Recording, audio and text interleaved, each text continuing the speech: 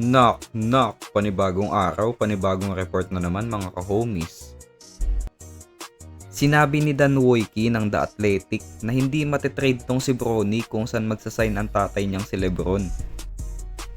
Ayon kasi sa mga speculation, mostly yung mga teams na nanliligaw dito kay Lebron, naghahanda ng isa pang roster spot para dito kay Bronny.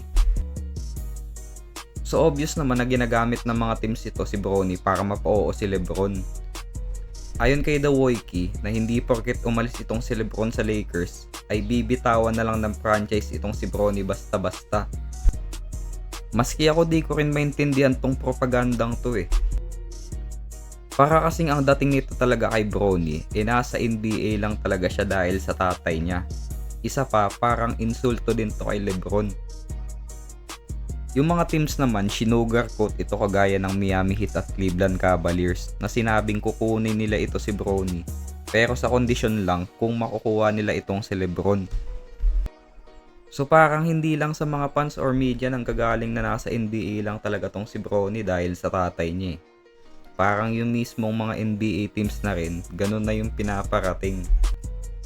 Kung ako dito kay Bronny, sasama yung loob ko eh. Gagawin kong villain arc tong paparating na season. So pumirma tong si Bronny sa Lakers ng 4 years, 7.9 million sa Lakers way back 2024-2025 season. Ito yung pinirmahan niya as rookie contract. First week of July naman, inannounce na ng Lakers na babalik tong si Bronny sa roster. So guaranteed na yung 3-year salary niya. Ang problema lang dito sa Lakers, loaded sila ng guards for next season. Andyan si Quentin Grimes, Colin Sexton, si Jaden Hardy at yung rookie nila na si Cameron Carr. Dagdag mo pa yung mag-best friend na si Luka at si Austin.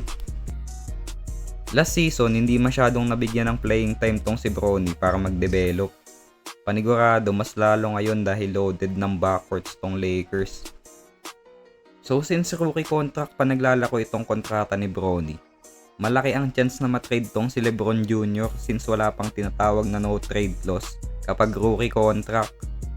Pero ayon dito kay The Wojcicki, hindi accurate na kung saan mapupunta itong si Lebron, dun din mapupunta tong si Bronny dahil lamang tatay niya to. Last season, nag-average tong si Bronny ng almost 3 points per game, 1.2 assists sa loob ng 9 minutes of playing time sa 42 games niya sa regular season. He shot 41% from the field and 38.6 sa 3-point line.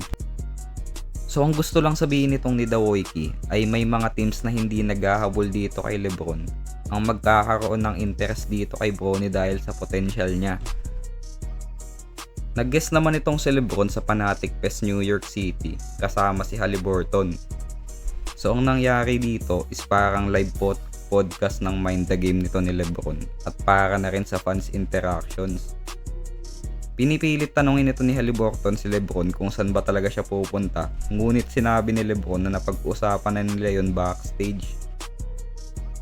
So ayaw pa rin talaga i-reveal nito ni Lebron kung saan siya pupunta.